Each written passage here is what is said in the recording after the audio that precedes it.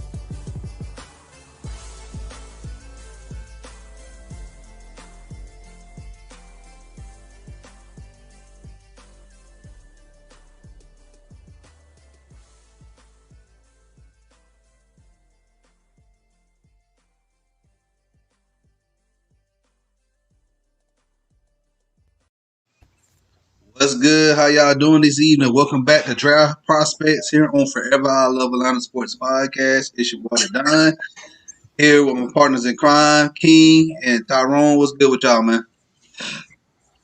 What's good? What's good? It's another day, another Draft Prospects. You know, Kwity Paye, well, not Paye. You know, the guy you like, obviously.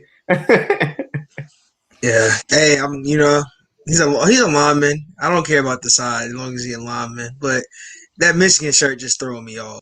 That's, And, hey, bright man, yellow. Just don't hate on my school, man. Don't hate on my school. Y'all already know I was gonna come represent tonight. So yes, but we got a special guest on right now. Anthony. He covers the best college in the country. Go ahead, Anthony. Let them know who you are, where you from, what you do.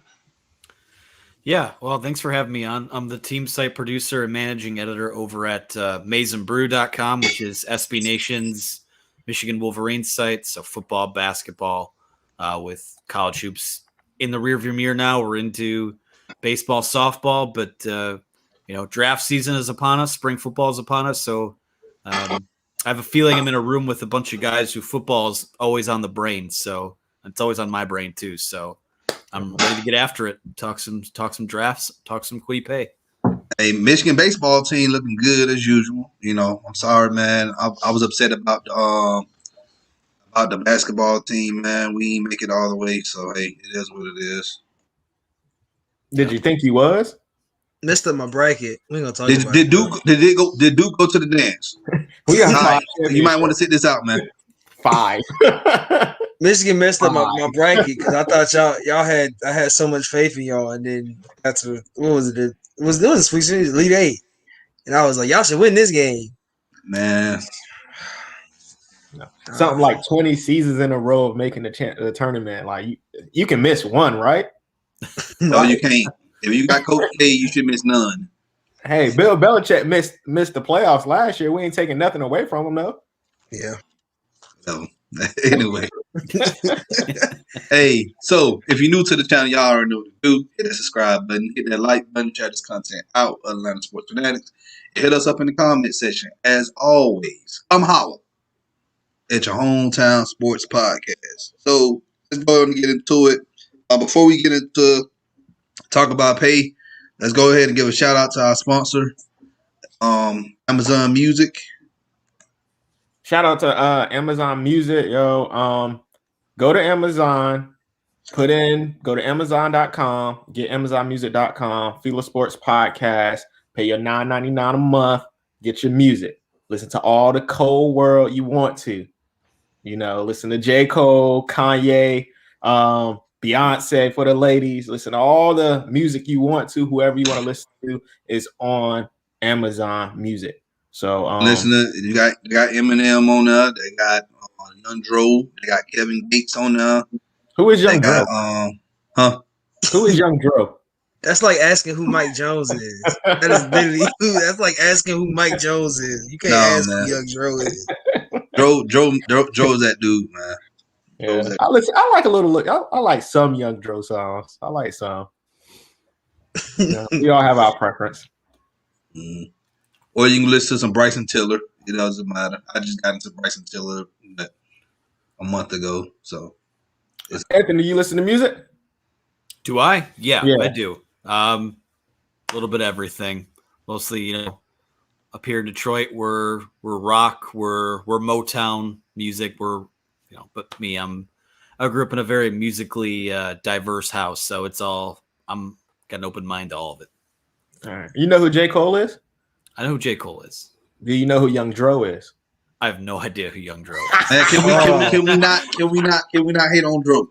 All right, I'm done. I was told to prepare for Kwity Paye, not exactly. This ain't we're not talking about music. Right. I just wanted to ask, I just wanted to ask.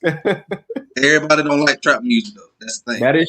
That is true. I agree with you there. Anyway.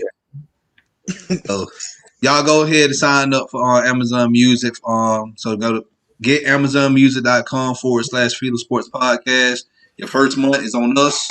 After that, you pay $9.99 a month. Go ahead and do that for us. Appreciate it. All right. Now let's go ahead and talk about Kwity Paye. What's his strengths? You gonna take it? I got it. Let you take it. You got it, King? Yeah, I got it.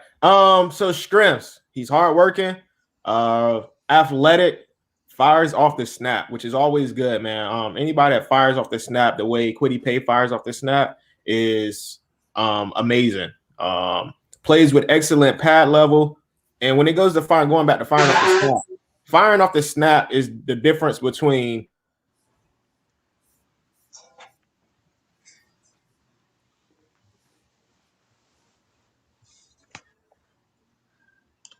King, your mic muted. King, you muted yourself. My bad. So like I was saying, firing off the snap is the difference between pressures and sacks.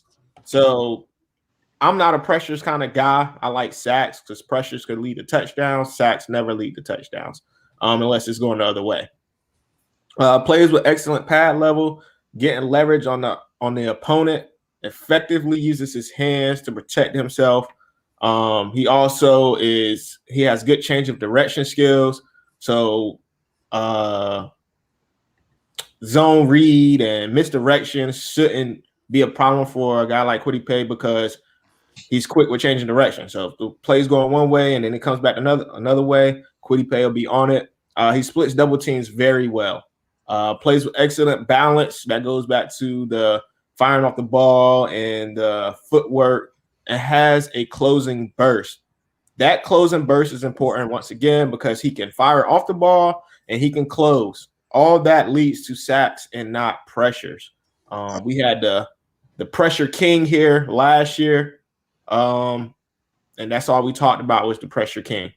So, so Anthony, what we talked about his strengths. So, what do you think Paye's like? I know I watch a lot of Michigan football, but tell us about like what can he bring to a team, as far as getting to the quarterback.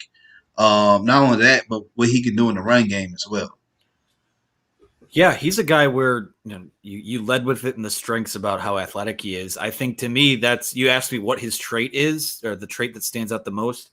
It is that athleticism. I mean, at 6'3" and anywhere between 260 or 270, wherever you're getting your weights from, he's moving at like 4.55, 4.57 speed. So he's twitchy, he's strong.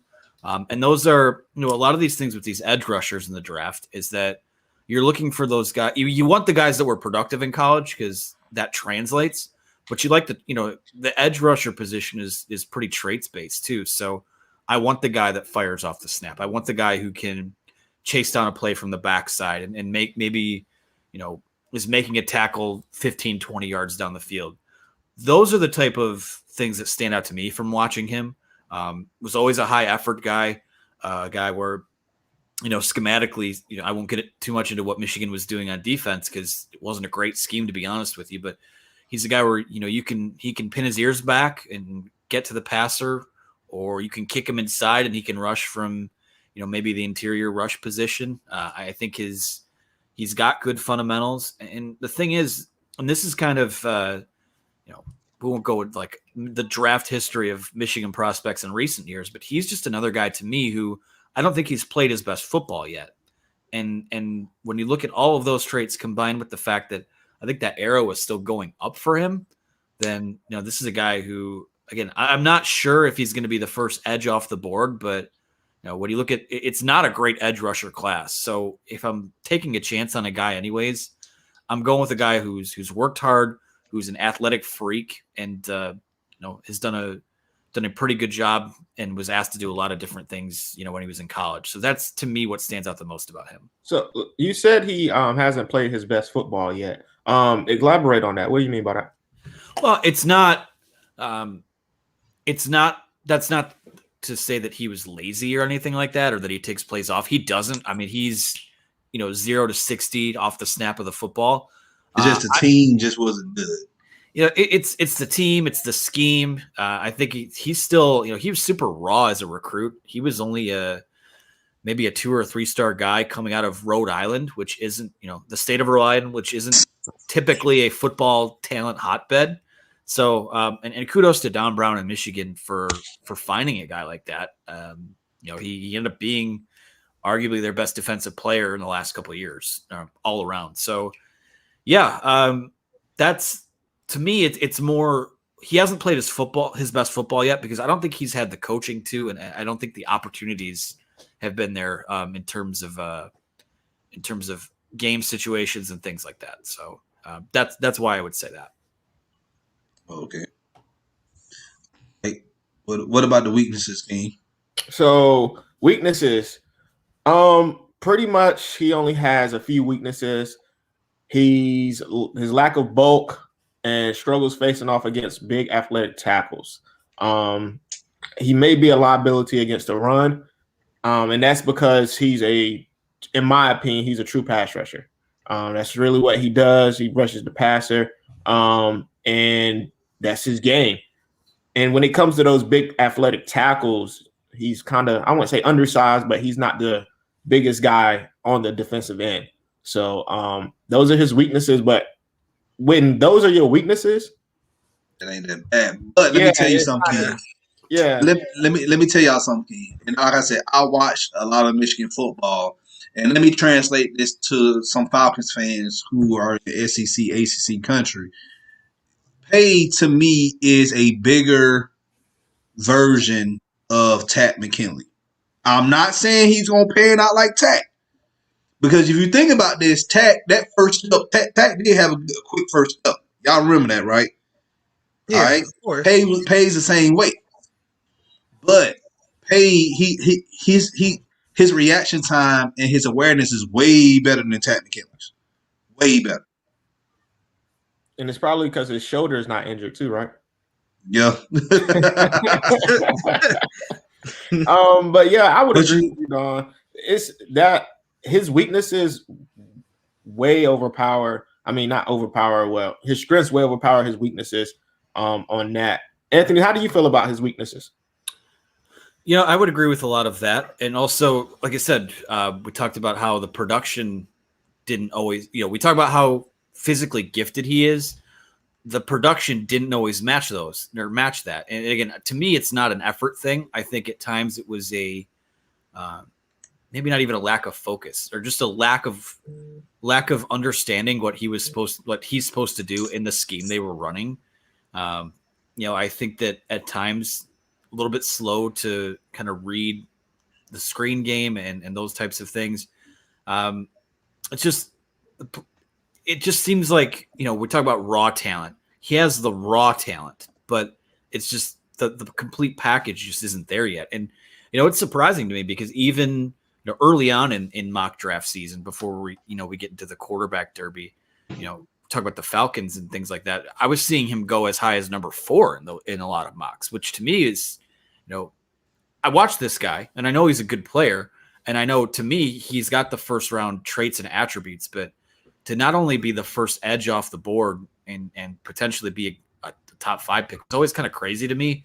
Now you're starting to see him kind of top out around number 10 to Dallas, and that makes sense to me. But like I said, just it's very the way he plays right now is just, it's kind of frenetic. It's not totally focused. It's not honed in. It's again, just a work in progress. So to me, those are the kind of weaknesses that stick out when I watched him.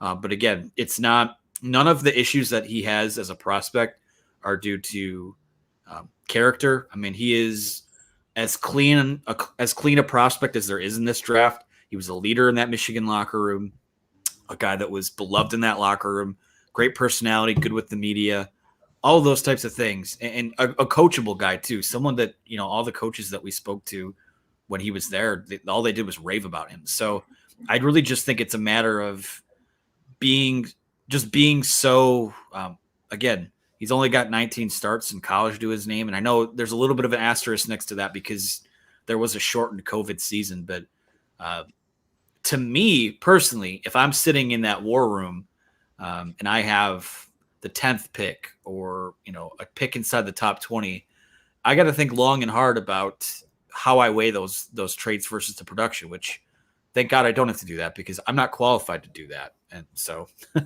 I would agree. Well, I agree with you. Well, not qualified, but I would agree with the statement. It's okay. You can agree with that. It's fine. What's good, Isaiah? What's good, everybody who's watching live? Appreciate y'all joining us in the chat. If y'all have any questions, feel free to ask them and we'll reply back to them. But yeah, Kwity Paye, I know it's kind of interesting that you just said that he's been mocked at the 4th spot. Let's talk about this, about the Falcons situation. If you was a general manager, if you was Terry Fortno, who would you pick at that 4th spot? Would you trade it? Would you stay where you went and pick? Who would you pick? Well, I guess it kind of depends on how you see Matt Ryan, right? I mean, if you think he's a guy where he has 2, 3, 4 years left in him, you take, then you start talking Kyle Pitts or Penei Sewell or whomever. But for me, I mean, this is a league we saw, and that's not to say anyone in this draft is as good as Patrick Mahomes, but you saw the benefits of having a guy like Alex Smith play, have a rookie behind him kind of learning, and then you unleash him, a year or two down the road. The Falcons, and this is, I mean, the people, the trade ahead of them kind of affects that because then you may be looking at getting the 2nd or 3rd best quarterback in the draft to going, well, there's going to be 3 guys that go ahead of us here. So are we in love with QB4, QB5? So in their situation, I'm probably I'm the general manager. I'm taking the quarterback. I'm taking taking Trey Lance. I'm taking, I'm not as high as on Mac Jones, but if you're going to take a guy, take him. If Trey Lance or Justin Fields were there with that pick, I mean, I'm sprinting to the podium because those dudes, both of those guys are super raw. You have That's the thing, though. Well, you have the advantage of sitting them a couple years behind Matt Ryan. And again, it's just, I don't know. It just comes down to, is there a Super Bowl, whatever this window is with Matt Ryan? He's 36, right? 35, 36. He'll be 36 in May. So you're looking at what? You have 2, 3. He's not Tom Brady. He's not going to play till he's 50 years old. Well, who's to say that? Well, who is to say that? I don't know. You give him a better O-line, I can see him playing that. Look at Tom Brady. He got hit in how many years? Drew Brees, another one. Aaron Rodgers, he ain't slowing down right now. Yeah. If you look at the playoffs, it really is kind of a good spot to be in, though. I mean, you can truly take, if you don't want to take a quarterback, which that's fine. I'm sure, so I'm a Detroit guy, Lions fan. Arthur Smith was kind of in the mix for the job up here, too. I don't think he wanted this job because Matthew Stafford wasn't going to be here.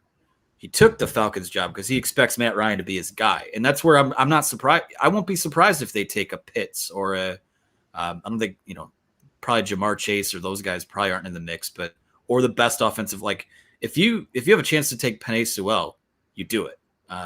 Or Slater or whoever you like in that spot. So they're kind of, and the way people are quarterback crazy right now, you could trade back and still get one of those guys anyways. So it's really not a bad spot for them to be in.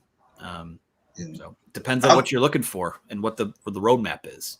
I'm thinking trade back right now. And I've said that by the end of this week, we should trade that for a pick away. Time's ticking. I don't know what's going on, but then he's going to trade it away because I do not want to draft night. This fan base is already in shambles right now, man. It's mob mentality. Every day is something going on. Like I won't be surprised if we turn on the news tomorrow night or something. Somebody then got killed over draft talk in Atlanta. I'm being serious. That's where they're coming to. Well, like I just said, I'm a Lions fan, so the draft season it's Super Bowl season for the folks up here. So I get it. I mean, it's the Lions found themselves in a similar spot last year where you have the third pick and you could take Tua or Justin Herbert, and who knows what's happening with Matthew Stafford, and they take the cornerback and you go whatever 5-11 this year, and you're kind of right back in this situation. Now you don't have a quarterback, and you won't get one because you passed on the guy last year, and everyone's trading up ahead of you this year. So yeah, draft season, it's especially in a city like Atlanta where, like I said, you guys are hurting for a winner just like we are. I totally get it, and you could trade back and accumulate those picks, and maybe you trade back to 9 or 10. You still get one, Sewell or Slater. Get a couple picks. Maybe you trade back up into the first. Get yourself a Najee Harris or a Travis Etienne, and now you're cooking with something there. Yeah, I agree. And with like you said, you've been a Detroit fan. I kind of group Matt Ryan, Matthew Stafford, and Phillip Rivers.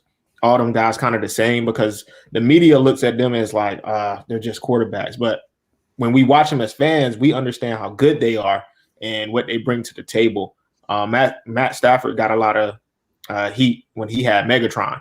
So it was just, you can't do nothing without Megatron, and then turned around and still continue doing the same thing. So I can understand that portion of drafting a quarterback, but it's like this too. Everyone is perpetually chasing that everyone's chasing the next Aaron Rodgers or Patrick Mahomes. And those guys are unicorns. They don't exist. Or they exist, but they're super rare. So for me, you have a guy like Matt Ryan or Matt Stafford. You have to be asking yourself the question, how do I win with this guy? What do we do for this guy? But even with Pat Mahomes, we seen Pat Mahomes play horrible. Like we played against him last year, and Matt Ryan played outperformed him way better in that game than Pat Mahomes. So like even you look at the Super Bowl, Pat Mahomes looked like trash. Yeah. Whoa, that wasn't Pat Mahomes' fault. They couldn't catch the ball. They couldn't catch the ball. There you go. And that supports it. That supports O-line at number 4 even more. I mean, Exactly. go take that all-pro guy. So, yeah. I mean, mean, that's totally what I'm trying to get to, the offensive line. Hmm. You don't have the guys up front to protect your quarterback. Quarterback is going to struggle. The quarterback is going to look like trash. And this is where I've been telling people in our fan base that we need to fortify our offensive line before I even entertain the quarterback talk. Because why draft a quarterback and our offensive line still ain't fixed? You're just going through a wash, rinse, repeat cycle all over again. That's how it is. I mean, the way the league is. I mean, you could win with these guys making a lot of money now, and even Matt Ryan's deal. Everyone complains when the quarterback signs the big contract that he's not worth this, right? But the moment the next guy signs a deal, it becomes a couple years down the road, he's the 8th, 9th highest paid quarterback in the league, and it doesn't really matter. So, if you're able to support those guys with top flight offensive linemen up front, I mean, you got to do it. It's just, like I said, it's a matter of how, if you want to trade back, can you still get one of those guys? But I don't know if you may have I mean, I was thinking quarterback there, but you may be talking me into, Penei Sewell or whoever. I know Slater from Northwestern's a big time prospect too. But I think a lot of people are kind of overthinking Sewell too. Like he's the clear cut top tackle in this class to me. So it's kind of sort of weird. It's a very weird situation with Slater and Sewell because Slater his film is good. I watched Slater film. His film's good, but you got to watch what Sewell does at 20. He's 20. Like, imagine the years if you keep him around his whole career, he's not going to do nothing but get better. And he's so young. Like, he's going to get bigger. He's already 300, so he probably gain more muscle than anything. And he doesn't look, and he's not a small guy. He's a big guy. Like, he's very, like, he seems like that picture he posted, I think it was a couple weeks ago now, where he didn't have a stomach. And it was just like, he's not 300 anymore. Then he weighed in, it was like 315 or something. He looks like a tank. So he got a lower body. He got a lot of lower body strength. That's what you want out of your lineman. He's a real O lineman. Like, you can tell he's probably played O line his whole life. His build and the way he's shaped, like he's probably played O line since rec football. So he's a big guy. That's why when we got 4, I'm an O line guy. Like, I go through everybody's O line. Slater. The only reason I like Slater is because what he did versus Chase Young. Slater showed me he has a lot of heart. He plays with a lot of heart. He's a shorter guy, but I can see him playing tackle. But if we want to fill that guard spot, if we're going to fill a guard spot, I'd probably rather have Slater. But Sewell can fit it anywhere on O-lines. And so it really doesn't matter. Yeah, that's ridiculous. That is a ridiculous number. And he doesn't look 325. If you look at him, he does not look 325 at all. He looks like he's like 290 at most. So that's like straight power and straight muscle. But I've watched Matthew Stafford my whole life. I would say that. I'm a Georgia fan. Mm-hmm. So I've watched Matthew Stafford since he was a freshman at Georgia. So it was sad to see him in the NFL not be. I mean, he's always been good, but the underratedness of him, because he really at Georgia he was good. He was really good at Georgia. The things he did at Georgia were like surprising. We're not going to talk about coaching because Mark Richt messed up his career at Georgia, but we're not going to talk about that. But he's such a good quarterback to watch him grow was kind of so cool because I mean he's older than me, of course, but to see him grow, like I grew up watching him and watching Detroit games and being, especially versus the Falcons, and be like, well, there goes Matthew Stafford. So I didn't have like a pawn in the chess game because it was Matthew Stafford was playing. So it's kind of sort of cool now. I hope he does good in LA. I don't know what Detroit's going to do at quarterback, but it's kind of sort of cool to see that. I think Matthew Stafford is probably at top one of the most underrated quarterbacks in this league. I know what happened to Stafford. Caldwell, Schwartz, and doggone Patricia. So let's hope Dan Campbell can do something. He's not there anymore. So Stafford is going into a better situation now. Like, you're going to go to a team that has a defense. And you got Sean McVay there, who's an offensive guru. So he should be fine. It's just the Rams, they need to invest in their offensive line. So yeah, that's kind of the theme of the night, isn't it? Like everyone needs an offensive lineman. So if you have a chance to go get the top one in the draft, like go get him. But that's the thing, folks keep focused on quarterback. I'm like, okay, you draft this quarterback. Who are the people that's protecting him? You seen what happened with doggone brain freeze. Joe Burrow from Cincinnati. All right. Number one overall pick. What happened to him last year? Got hurt. You need linemen to protect your quarterback. Don't have him there, hit no point. So you seen what happened to Andrew Luck. Andrew Luck was a good quarterback, but he just the Colts was crapping around with protecting this man, and then towards the man got beat up all the time. Then they want to start investing in the trenches. By that time, he says Justin Fields can run, so he can just escape pressure. Did you forget? Man, now you sound like somebody. That's the funniest argument about somebody being mobile and running away. You can still get sacked. Exactly. The coordinators stay up all night to scheme you getting to the ground, getting to the quarterback. You got to understand. There has been Matt Ryan was what the third most sacked quarterback in the past couple of years. You know who the first two are?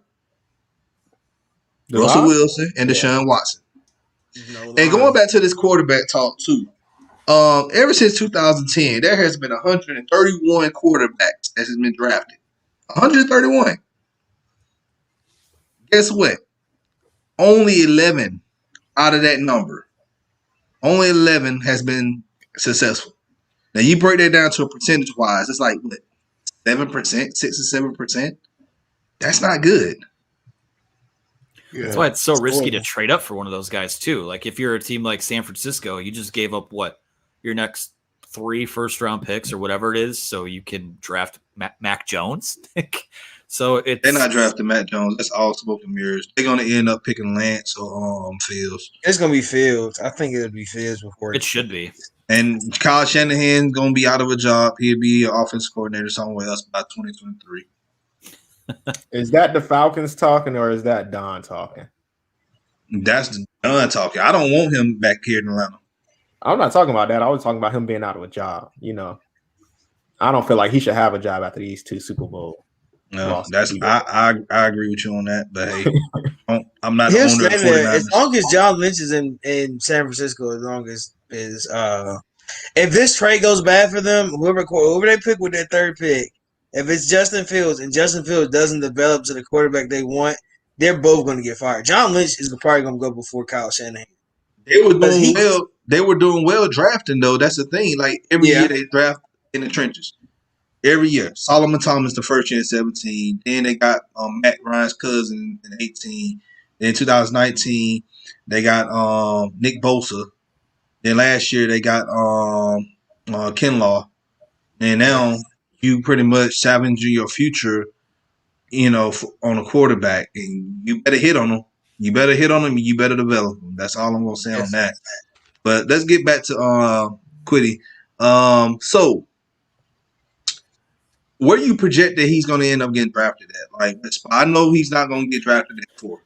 Like, the Falcons may very well end up trading back, and we may end up picking like 9th or picking somewhere in the teens. Yeah. I think for him, it probably starts at number 10 with Dallas, but I think Dallas is probably a team you're looking at them going. I think they should probably take the best corner on the board. That's a big need for them. But then you're looking at Minnesota at 14. If you're, like I said, if you're Atlanta, like say New England wants to come up from 15 and get in that number 4 spot, that's a good range for him if Atlanta moves back there.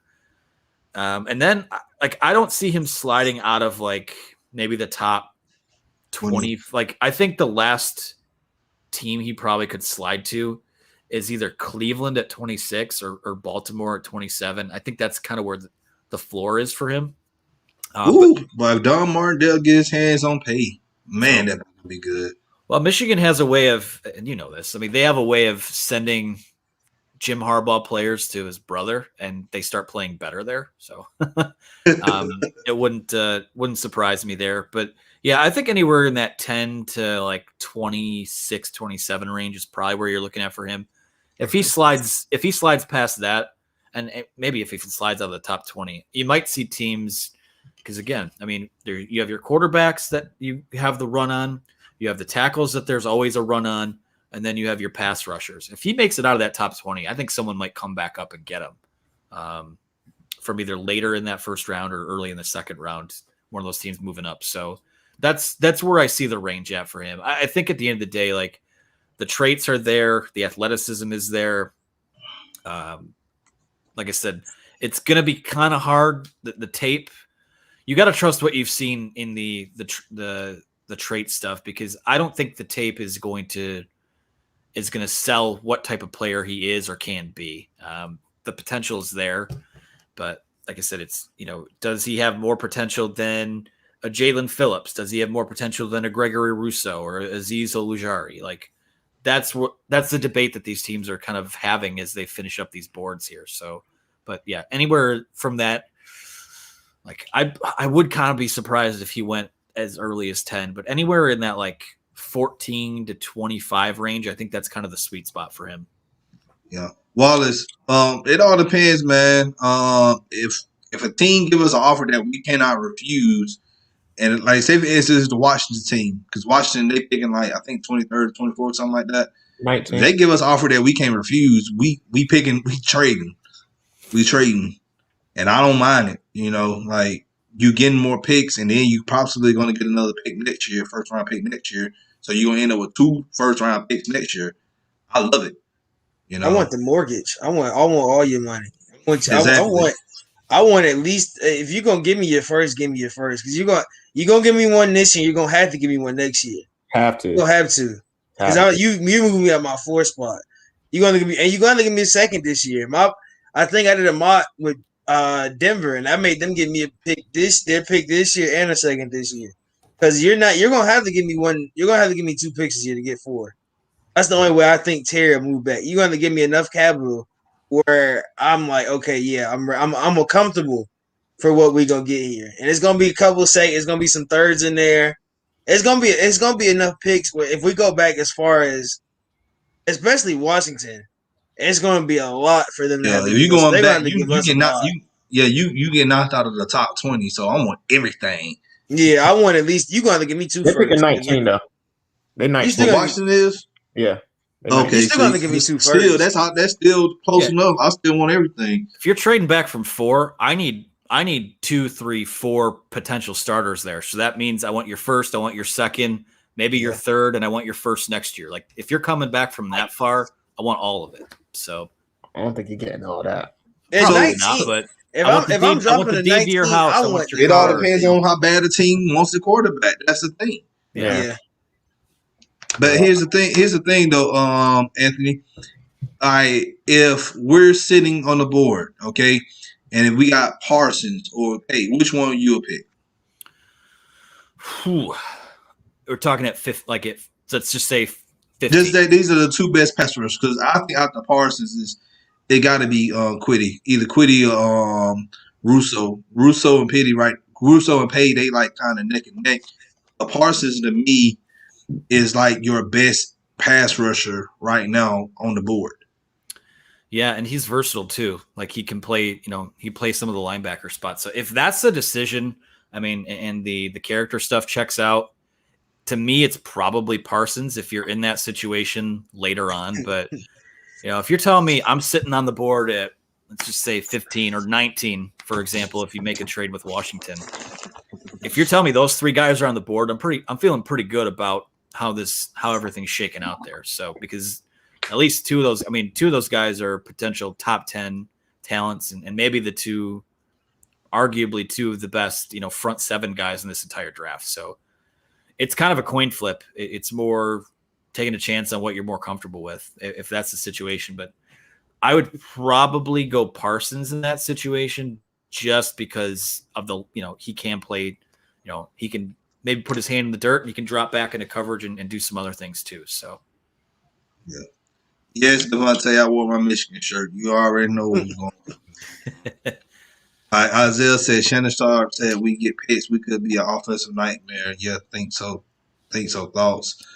I don't want Pitts. Look, it all depends who if we can block, if we can protect Matt Ryan and we can run the ball, then yeah, we can be an offensive nightmare. If we trust our O-line that we have now, let's say we trust Gano at left guard.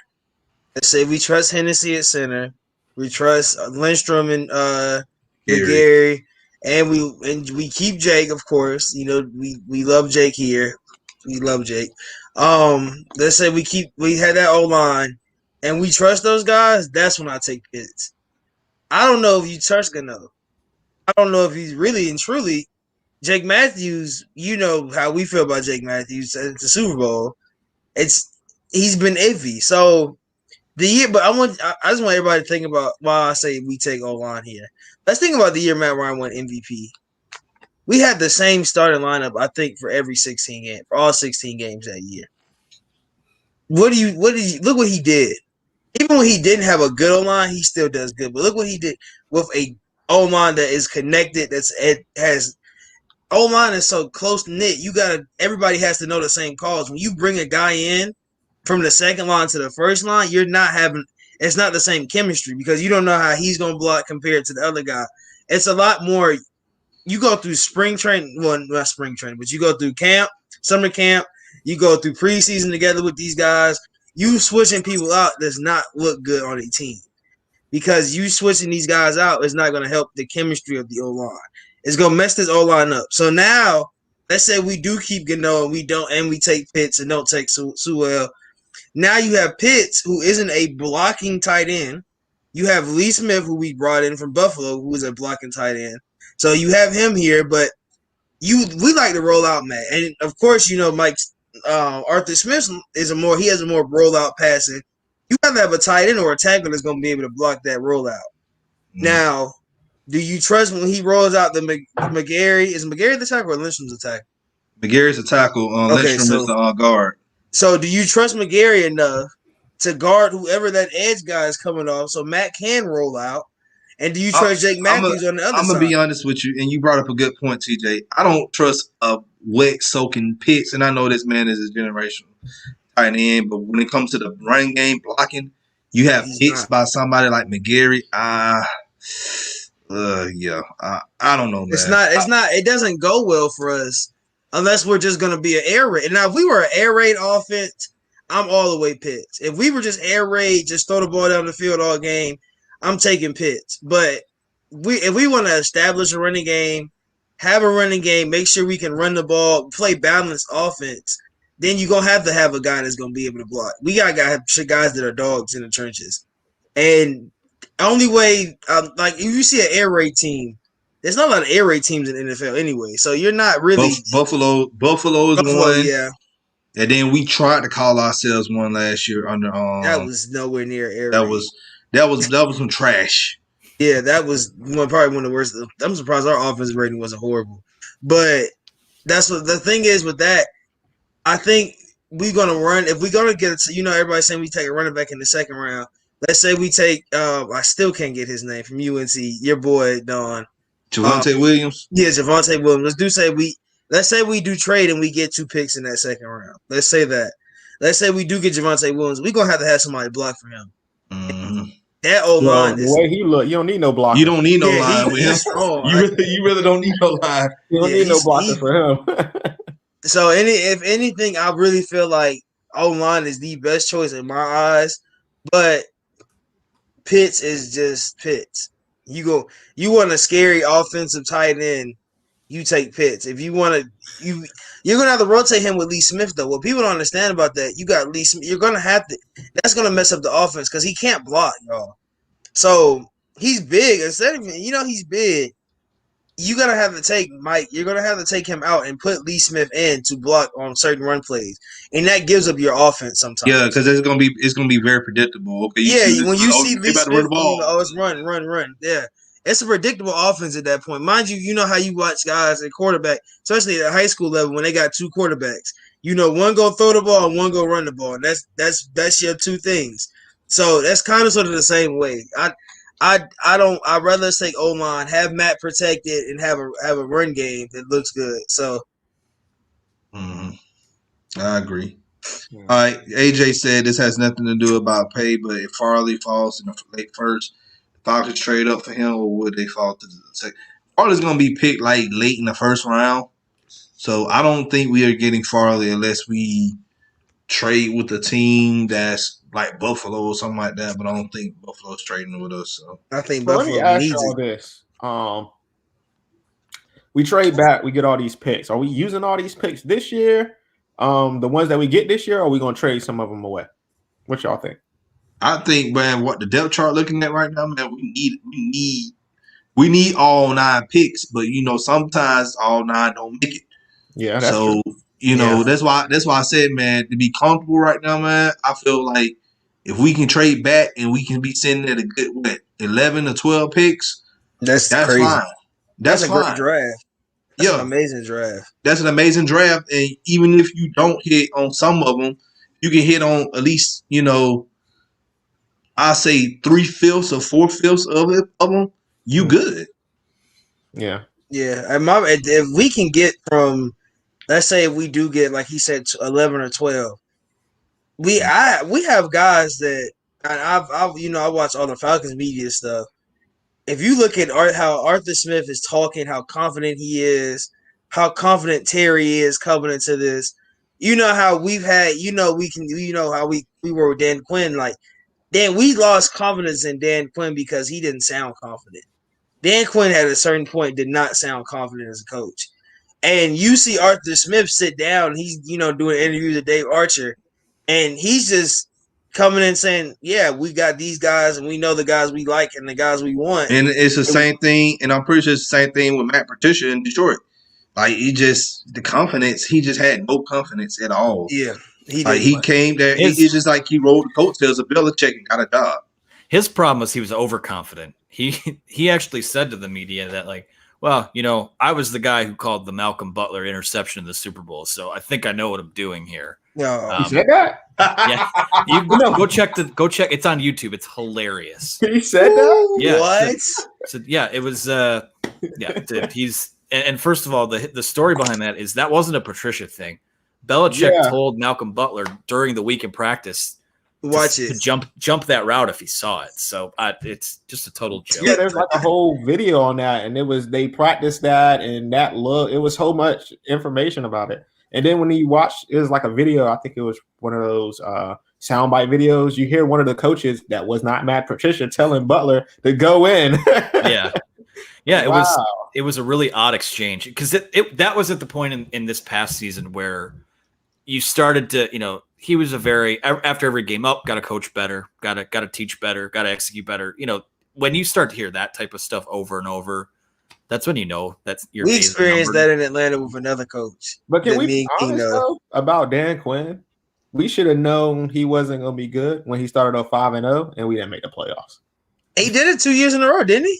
Guys, listen. That's what Quinn was never Quinn was never the answer here to Atlanta. I told people this way back when. Like, the man rode the coattails of Pete Carroll and that Legion of Boom defense in Seattle. He was not calling that defense. He did not help build that defense. This is why he came here. He acted like he knew what he was doing. He really didn't know anything what he was doing. Remember when he said he was taking over the game? When he said, I'm going to call the plays? Everybody was like, that should fix the defense because we didn't have – that was the main – when he said it, everybody was like, oh, well, that should help because he's a defensive coordinator. Look what he did in Seattle. That turned out probably the worst decision of all time. Remember, he came back out and said, well, I'm going to have to give up my dude. Remember when he started giving up to ended up being our intern, Morris and Erlich. Is it Ehrlicher? They're not here anymore. Ulrich. Yeah.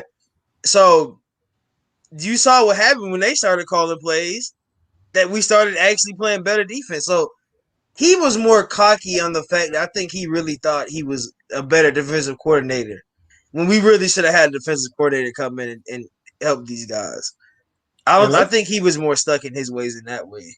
And then also, think about that Legion of Boom defense. It had at least a Hall of Famer at each level on it.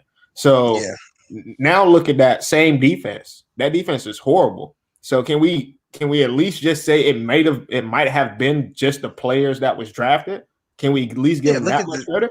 Look at because ever since those players have been gone, the Seattle defense has not been good. Well, but here's the thing: it hasn't been good like that. But their defense it's been consistently okay. You know, if you have Pete Carroll as your head coach, you're gonna be successful. Or you're gonna you're gonna be a dynasty team? No. But he's gonna give you an average defense at best. Well, not at best, but at worst. Average defense. Like, I've been following Pete Carroll since he was the head coach of USC. I don't know. So, but going back to Paye. So, say for instance, the Falcons draft him. All right. Right now, we're looking at running a multi-front defense. I really think we're going to run more 3-4. And if we do that, hopefully in the third round, we can get us a true nose guard, like a Tyler Shevin or Alan McNeil from NC State.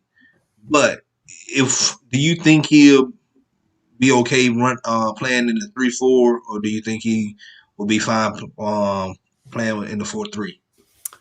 I think that a lot of Michigan actually ran some 3-man fronts last year, and I think a little bit the year before too. So for him I know his profile right now has him at 261. If he had to put another 10 or 15 pounds back on and play one of those end spots up front in a 3-4, I think he could do it. I also think he could probably stay a little bit slimmer and be, the edge guy in the 4-3 too. So the one thing I don't think he is I'm not sure he could be a pass rushing linebacker, which I've been proven wrong there before. I mean, Michigan had Rashawn Gary playing like a run anchoring defensive end spot, and then the Packers draft him as a linebacker.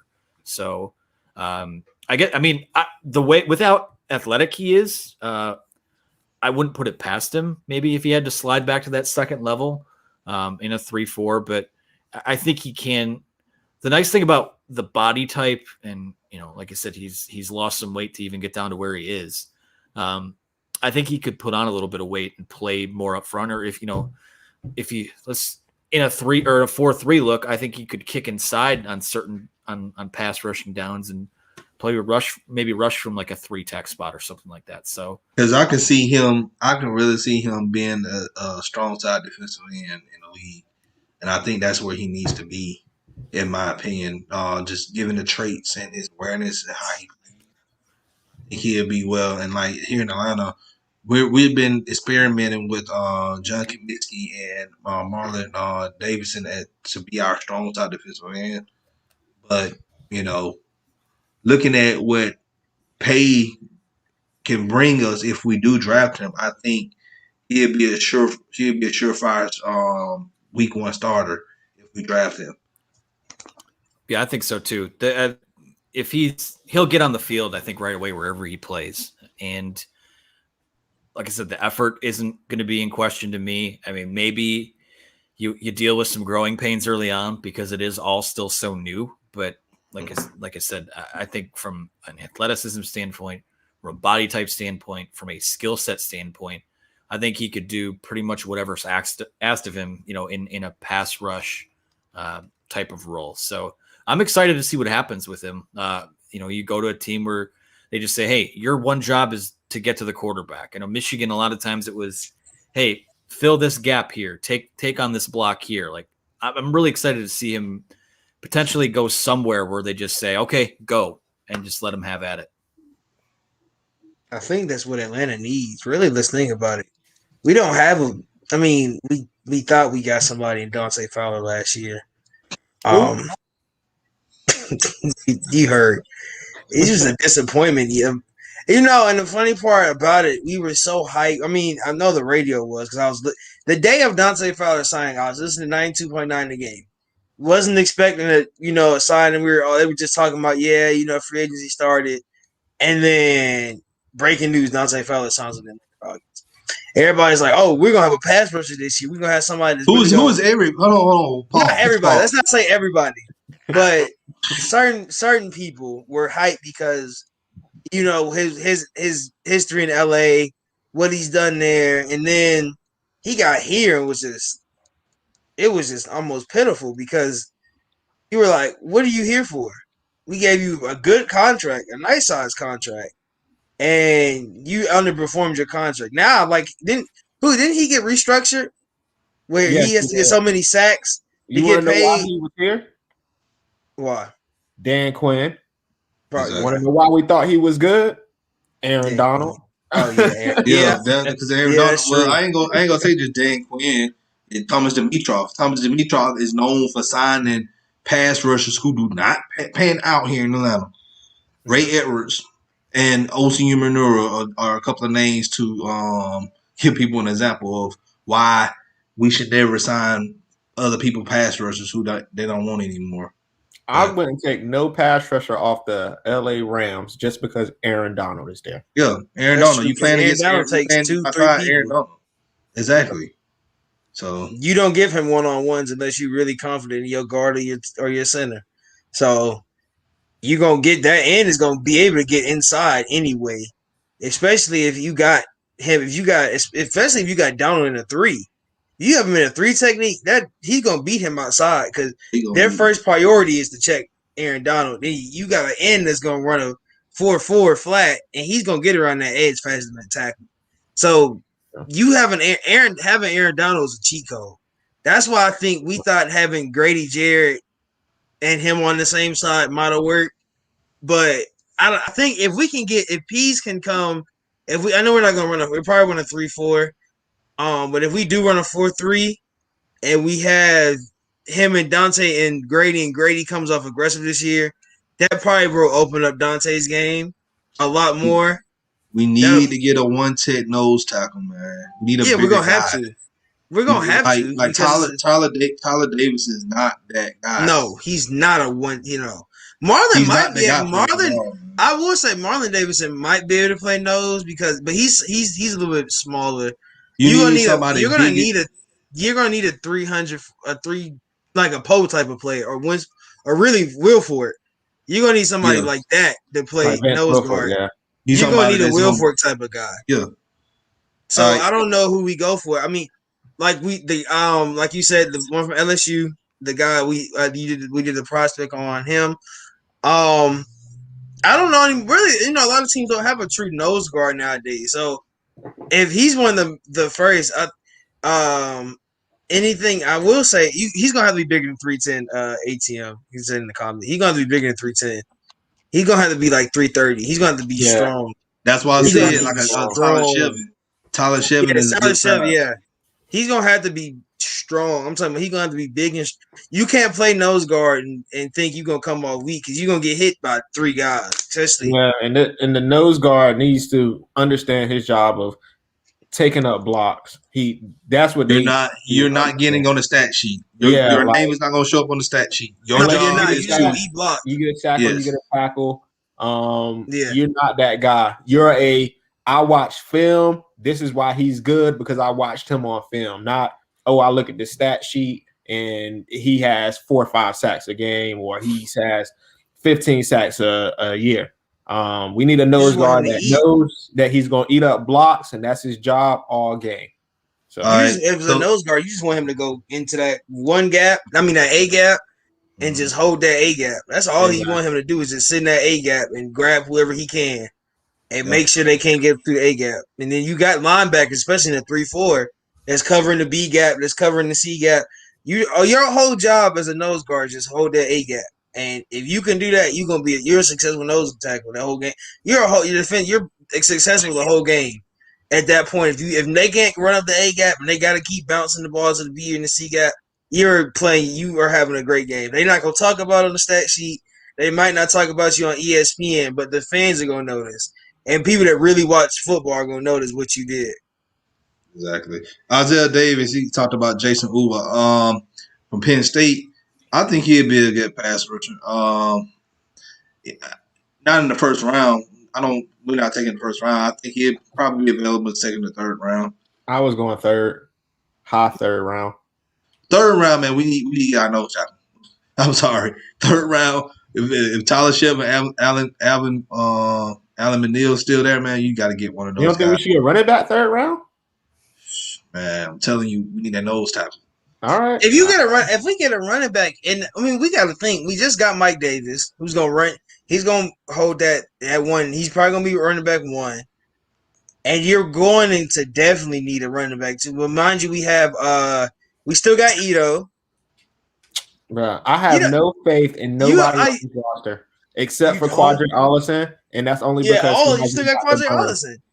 So you haven't seen Allison under a different. You haven't seen him play, so that's another thing. You got Mike Davis and you got Quadri. So like, I honestly think Quadri he looks like an Arthur Smith type of player.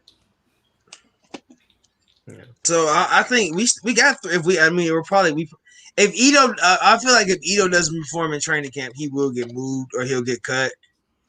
He might not make the 52, which I wouldn't be surprised. I really wouldn't be surprised if Ito doesn't make the 52. But especially if we draft a running back. But Quadri has a good. He looks good, and then we got Mike Davis. So I think we have the two running backs. Maybe you get a third one as a more speed guy. And another running back that may need to keep in mind if we want to draft one in the later rounds, Chris Evans. Oh yeah, Chris Evans from Michigan. Like, he's not a powerful running back, but if he gets through a hole, he's gone. Yeah, he fast. That's what I said. I'll let Anthony talk about Chris Evans a little bit if you want to, Anthony. Yeah, sure. I mean, he's a guy.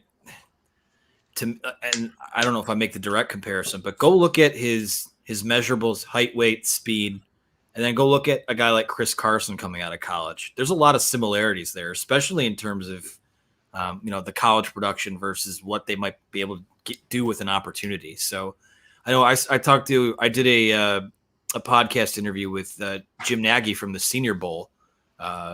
Sometime it was after the event. And he said, and we were talking about the Michigan guys, and Chris Evans came up. He said, last summer I just had tweeted out a highlight of him, and he had 4 or 5 NFL front office guys text him and say, "Hey, don't be pumping him up. He's our dirty little secret for next year." So, as a 5th or 6th round guy that might be able to come in and at least be a nice solid running back at second string, guy that can come in, catch the ball. Run between the tackles a little bit. If you're looking for value later in the draft, I mean, like I said, the running backs are kind of a dime a dozen, but I can wait. If you're looking at a guy in the 3rd round, I could probably wait at that point till the 5th or 6th and kind of just trust the scouting, trust what you see on tape and go from there. I think anybody who grabs Chris Evans that has a decent line, Chris Evans is going to be a highly serviceable running back in the league. And that's not just me talking as a Michigan fan, but this is just what I know about the kid and how he plays. He has the burst, he has the awareness. Most running backs don't have that vision. He has that vision. Yeah, and he's going to make a roster too. Talent will get him there, but the guy he will be the hardest working guy in the running back room too. I mean, you look up some of his story. We don't need to get into it here, but was kicked off the team for a year, stayed local, was taking jobs as a dishwasher, pulling drywall. Yeah, pulling drywall. He did everything he could just to stay. It's almost kind of like a Rudy type thing where you're just kind of staying visible out of the corner of your eye and just waiting for your opportunity. And he was back on the team this year, didn't do a lot, but anyone who watched Michigan this past year, they were down 21-0 before the offense was even on the field most of the time. So just the opportunities weren't there, but his stock has only gone up since the season ended. And that's, I think that speaks to how a lot of these teams see him. And I wouldn't be surprised to see him, a situation like Atlanta where he can come in and maybe earn a spot next to Mike Davis. Like if you're looking for nice, serviceable kind of bargain bin type of ways to piece together a run game, you could do a lot worse than that. I'll tell you that. Okay. I think that's. I mean, he's a guy. Like I said, if we need a speed back, because Mike Davis, somebody called him a pinball. I think I saw. He's a strong running back. He has speed though. I mean, Mike Davis has speed. He's not a slow guy. Quadre, Quadre's gonna be that guy pretty soon, especially in the Arthur Smith. I think Quadre has a big season, especially behind, and then being behind Mike Davis too. He's gonna come in and he's gonna have a good season. But the way he sounds like he's a great speed guy, and that's if we're gonna do maybe halfback screens and stuff like that. That's who you want. You want a guy that can see the hole and then take off, especially on like a halfback screen. You maybe do a swing route for him, something like that. And Chuba Hubbard is another guy too that Isaiah just. He hasn't been a new, and it was weird because he's a really good running back, and he wasn't really I haven't heard a lot of people talking about him, and he's a really good running back. So, but I think then if we do take a running back, it's going to be a smaller guy. I don't think we take a guy. Power back. I think we take a speed back at this point. Mm-hmm. Wallace, are you talking about Brandon Hayes from Memphis? I think you're talking about Brandon. I think he is. I ain't looked at tape on Brandon Hayes yet. The only Memphis player I looked at is Brady White, from the quarterback from Memphis. I gotta go look at him. Okay. What's good, Kim Young Trump, man? That name, I swear. Benjamin, where is he from? Minnesota? I'm gonna have to watch his tape. Yeah. Whoa. Oh man, Oklahoma State. I got a cousin at Oklahoma State, bro. So I gotta go look at that too, man. I ain't really looking at many running backs, man, because I'm all about just looking at defense and offensive line. So I'm an O-line guy. Funny thing this year, like draft wise, going into it with the 4th pick, I don't even think I have never been on the quarterback train, even when we've had higher draft picks.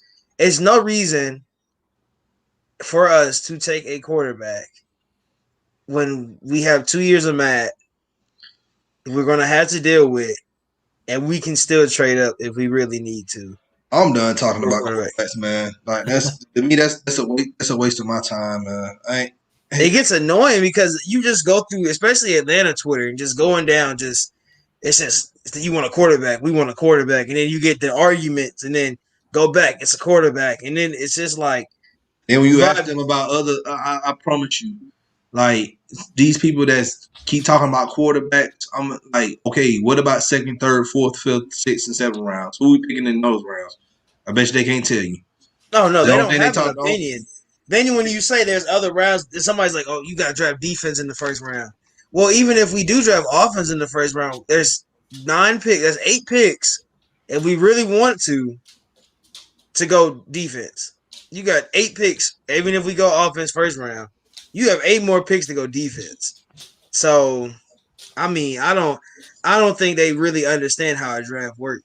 I'm telling you, the only thing they did, they looked at highlights, not tape, but highlights of Justin Fields, highlights of Trey Lance, and highlights of Zach Wilson, and that's all. They didn't look at nothing else. I bet all the money in my bank account, these jokers ain't watched no other film on any other players outside of those 3 players I just mentioned. Zach Wilson is literally just if we were going to draft the quarterback, I still think Trey Lance is the backup quarterback I think we take because he's the more unraw. I think I'd rather have a raw quarterback than anything. So, the funny part about it is that watching tape and watching film is not the same thing. I mean, watching highlights and watching tape is not the same thing because highlights is just they're gonna show you the stuff that they want you to see. When you watch film, you got to watch the whole game. You got to see what is the way he thinks, especially for when I watch O-line tape. Especially when I watch Penny tape, I watch Slaughter tape, I watch Darrisaw's tape. I mean, I don't watch guys that shouldn't even be first round picks. They just watching them. I watched Elevate your boy from USC, Elevate Tucker. I watched his tape. Just watching those watching real film and tape of them is different than watching just their highlights. That's you know you just seeing a pancake block. Oh, that he looks good. When you sit there and really look at how they move, you really realize Penny's the best. But Slaughter has good footwork. Darius Slaughter doesn't have good footwork, but he's big and strong. You got it's funny. Tucker's just a dog. He's gonna play guard. He's not gonna be a tackle in the NFL. He'll probably be a guard, but it's stuff you watch that you watch highlights. Oh, he's gonna be the best quarterback in the draft. It's not Trevor Lawrence. You see it. The funny part of Trevor Lawrence, he really just disappeared out the conversation, and it was literally just these 2, 3, and 4 quarterbacks that are being circulated because Trevor Lawrence is just. I'm just gonna say this about Fields, all right, and I'm not saying this to hate on Ohio State, but when Michigan played them in 2019, yes, we know Ohio State beat us. All right. But the dude struggled against that Michigan defensive line. He had to get the ball out of his hands real quick, and he was running for his life. Not only that, he got put out of the game a couple of plays. He didn't even get hit by a lineman. Got hit by a safety. I don't know if you remember that game, Anthony. I don't know if you remember that game, Anthony, but I remember that game very vividly. Like like you get hit by a safety and you down. Like that's what I'm saying, man. Like that's why I'm not sold on Fields. And he already having injury problems already. Like, no. I'm not sold on Fields because you came in as the number one recruit and got beat by Jake Fromm. That's where I people have played the race card on that. You don't play the race card on that because he got beat by Jake Fromm. You can't read the defense.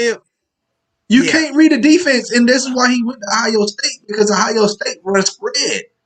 Well, they run spread. That's what I was about to say. Like, and I think Justin Fields is good and has a chance to be a really good NFL quarterback. But you go to a place like Ohio State where they always have quarterbacks there that put up these video game type numbers, but it's because they scheme their wide receivers wide open. I mean, you go look at the position groups throughout the league and the schools these guys went to.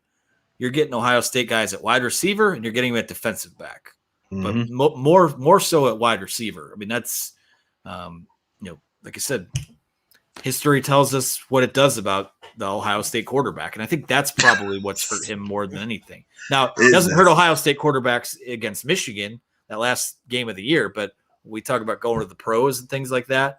I think that he struggled he got killed versus Northwestern. I watched that game out of just disgust. Like, you didn't play good. You barely won that game. So he's not a good. He's going to be a quarterback where you're going to have to sit him and teach him. You're going to have to teach him for at least a year or two. But look at the system he's run.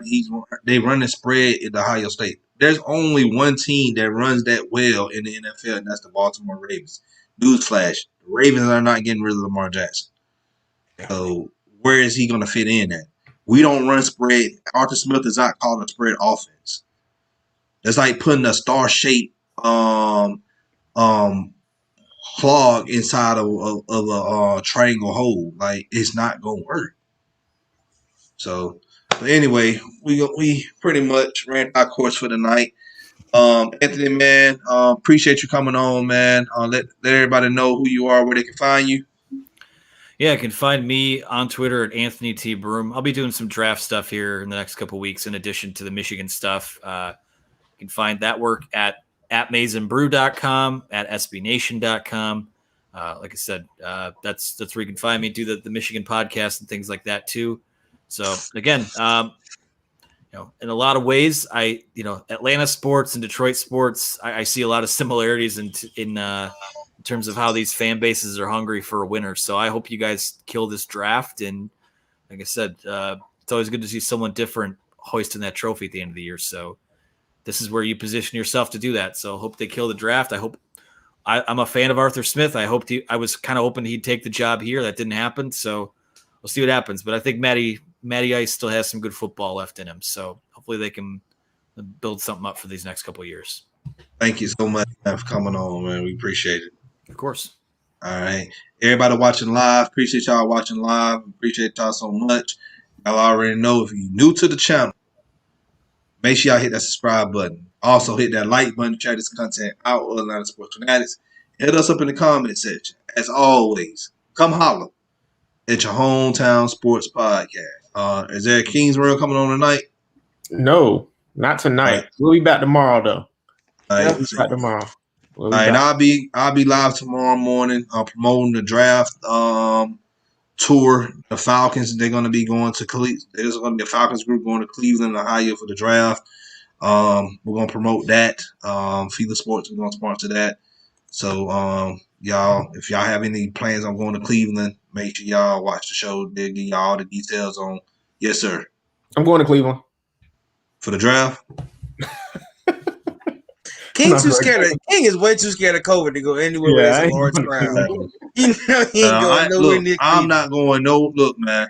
Look, I'm gonna be. We going live draft night. Yeah, we are. Yeah. And I'm gonna get more details about all that. Anyway, I ain't gonna spoil everything. So appreciate y'all joining live. Y'all have anything else to plug? Georgia girls just won a tennis championship. That's about it. All right. Go Dogs. Appreciate y'all. Congratulations to the Lady Bulldogs winning that. So on that note, we out. Y'all have a great evening. We'll see y'all. We'll see y'all tomorrow for Kings Realm, and then we'll see y'all Sunday. We will be bringing on a former Atlanta Hawk player Sunday afternoon. So stay tuned for that. See y'all later. Good night.